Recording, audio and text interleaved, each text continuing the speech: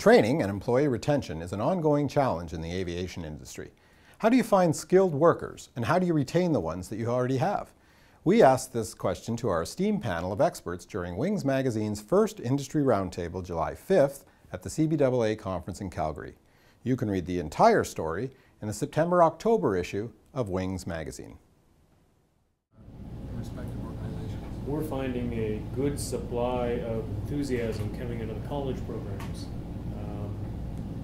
They lack experience. They lack the experience. And enthusiastic, but enthusiastically making mistakes.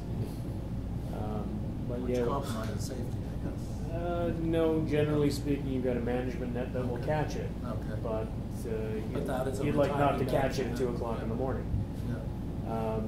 But we are finding the same thing with pilots and engineers. They're becoming a little harder to find. A lot more expensive. A lot more expensive, and as you start reaching deeper into the barrel, a lot less enthusiastic. Yeah. Right. I think that problem's going to amplify as well, because we've been expecting it for a while as the baby boomers started to retire, but then with the economic meltdown, Right. everybody's retirement funds melted with it, so you've kind of had a little bit of a stay that's probably going to hit us, in the next 3 to 5 years type of thing, where it's going to become, I think, dramatically worse. I think they're going to have a lot of trouble because at the bottom end, you've got the smaller carriers are going to be sucking up all the flight instructors that we need to be training the pilots in the first place. Right. It's definitely an issue. On the top end, you're going to have Air Canada, where they've got all these 787s and everything else is coming Sure. new. They've already said that they're going to hire about 600 pilots. And along with the extra pilots come more mechanics and more ground staff and everything else. So they just start sucking up huge numbers of people. I think we've all seen the cycles that we all know. Air Canada hires one pilot, and I lose one, and then a guy in Yellowknife goes from the ramp onto a Twin Otter because the Twin Otter guy got onto a mid. That's the business.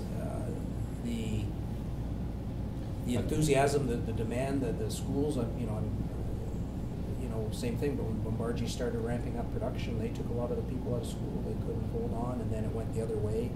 So I think we've got a terrible time coming forward here, because if it all happens at the same time, you got to be well positioned to be in a place where you're still attracting someone. And I don't know how some of those people are going to survive, because you're going to be hard pressed to find anyone that wants to go to what we would consider the jobs that where the kids got the first 3,000 hours, right? I love getting a resume of a guy who's done his time up north. He's been hauling freight, cleaning off his own wings and picking up sick people, and just guessing at the weather sometimes, making decisions or learning how you go. Those guys are going to be harder to find, and when you find them, they might have 1,000 hours now instead of 3,000 hours. And I don't, for most of our world, I think you're not going to take a lot of kids out there in the big corporate jets without a decent background. But I think there's a generational issue too. I've met a lot of young pilots. They're not willing to leave mom and dad to go up north and get their 1,000 hours. Fly fire patrol or do those tough jobs. They're just, I don't know. And that they're all spoiled, but that whole sector is kind of dried up as well. Yeah. The whole bush pilot, this is where you cut your teeth in aviation type thing is.